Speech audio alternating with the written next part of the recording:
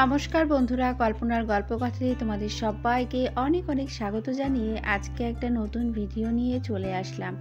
আর আজকের ভিডিওটা একদমই অন্যরকম একটা ভিডিও তোমাদের সাথে শেয়ার করব। আশা করি ভিডিওটা তোমাদের ভালো লাগবে, তাই জন্য প্রথম থেকে শেষ পর্যন্ত দেখার অনুরোধ রইল। এখানে আমি একটা জুতোর বাক্স নিয়ে নিয়েছি, আর তার উপরে একটা ছোট সাইজের থালা রেখে আমি একটা স্কেচ পেন দিয়ে একটা বর্ডার লাইন করে নিচ্ছি। থালাটার মাপ বরাবর আমি এবারে কাঁচি দিয়ে কেটে নেব, তাই জন্যই এই দাগটা দিয়ে নিলাম।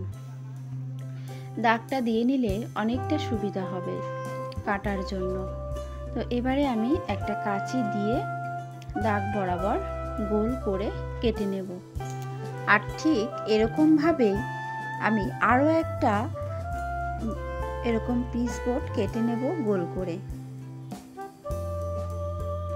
তো দেখো আমি এখানে দুটো কেটে নিয়েছি একই রকম মাপের। এবারে আমি স্কেল দিয়ে সমান করে একটা দাগ দিয়ে নিচ্ছি, আর দুটোতে কিন্তু আমি একই রকম ভাবে দাগটা দিয়ে নেব। তো বন্ধুরা, এবারে আমি যেখানে দাগ দিলাম সেই বরাবর কেটে নিচ্ছি। আমি খুব সুন্দর একটা জিনিস বানাচ্ছি, যেটা আমাদের নানান কাজে প্রয়োজন হয় এবং গরমের সময় তো আমাদের ভীষণভাবে প্রয়োজন হয় এই জিনিসটা।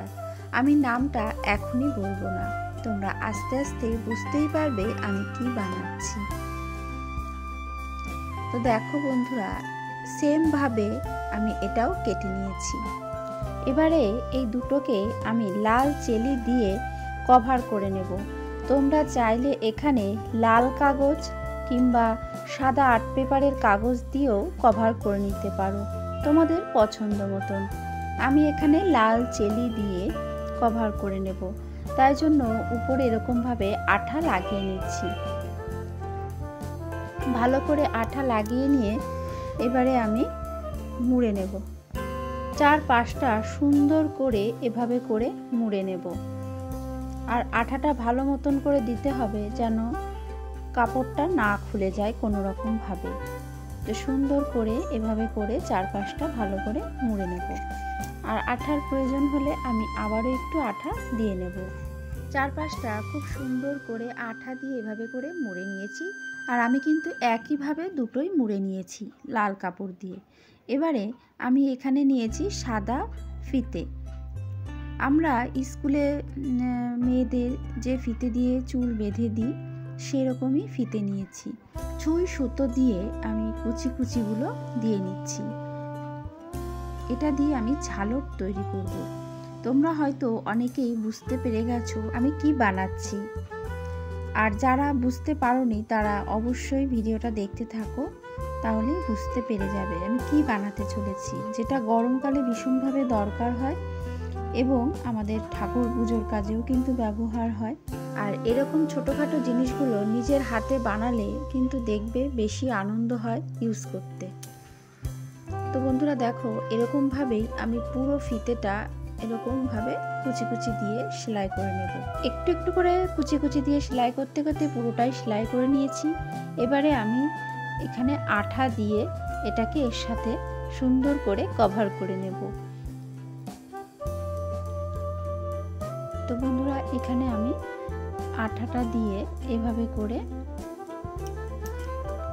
চারপাশে আঠাটা দিয়ে নিয়ে আমি এটা আটকে দেব। ফিতেটাকে আটকে বেশ কিছুক্ষণ একটু রেখে দিতে হবে। এটা শুকাতে একটু সময় লাগবে, ততক্ষণে কিন্তু অপেক্ষা করতে হবে। এভাবে করে চেপে চেপে দেব এবং একটু অপেক্ষা করব শুকানোর জন্য। আঠাটা শুকাতে কিন্তু একটু সময় লাগে। পুরো পাখাটা এভাবে করে আমি চেপে চেপে দিয়েছি এবং আঠাটা একটু সময় দিতে হবে শুকানোর জন্য। তো বেশ কিছুক্ষণ আমরা এখন রেখে দেবো এভাবে। ততক্ষণে আমরা একটা অন্য কাজ করে নেব।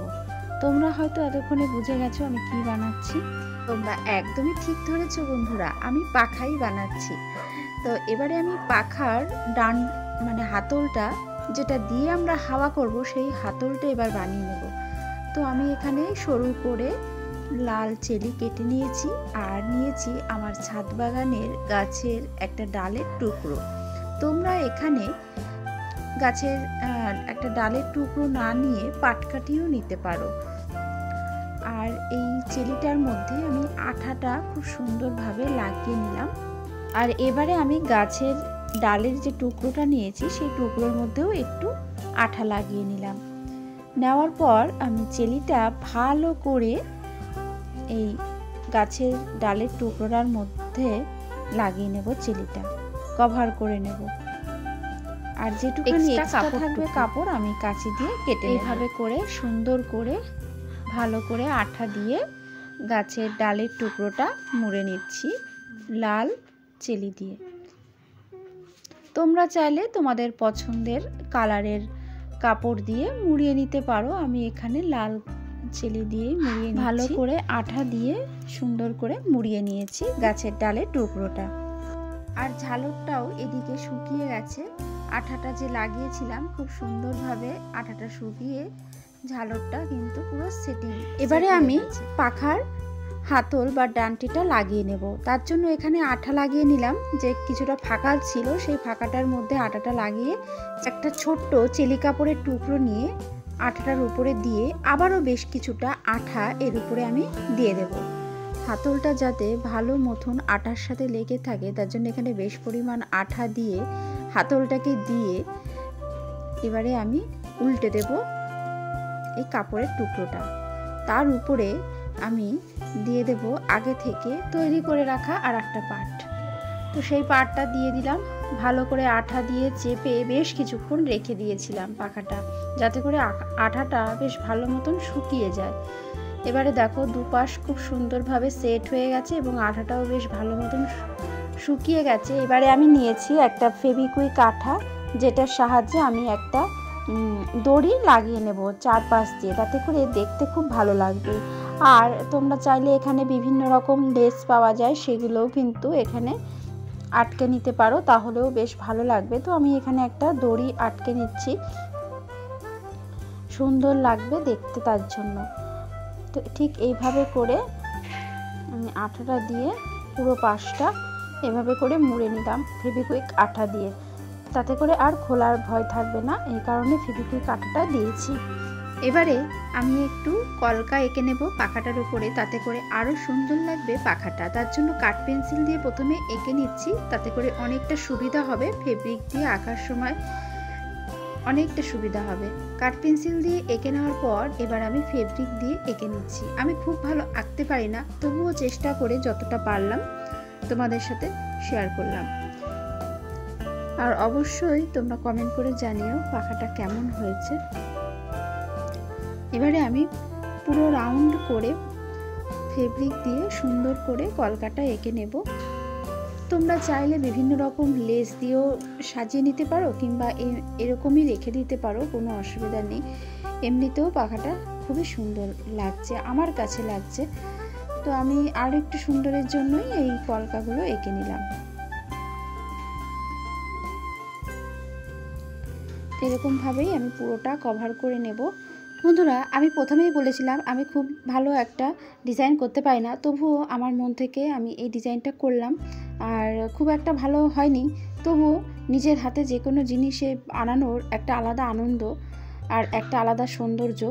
তো ওই কারণেই আমি যেরকমই পারি আমি নিজের হাতে বিভিন্ন এই টাইপের কাজ করতে আমার ভীষণ ভালো লাগে, আর আমি ভালোবাসি করতে, তাই জন্য করলাম। তোমরা অবশ্যই কমেন্ট করে জানিও কেমন হয়েছে। তো দেখো একটু একটু করতে করতে পুরোটা আমার কভার হয়ে গেছে, আর আমি পুরোটা ঠিক এইভাবে করেই ডিজাইন করে নিয়েছি। কেমন হয়েছে জানিও, ভালো লাগলে একটা লাইক করে দিও, আর অবশ্যই শেয়ার করে দিও তোমার আত্মীয় স্বজন বন্ধুদের সাথে। বন্ধুরা, নিজেদের ঘরে থাকা বিভিন্ন জিনিসপত্র দিয়ে আমরা ঘরের এরকম বিভিন্ন জিনিসপত্র নিজেরাই তৈরি করে নিতে পারি।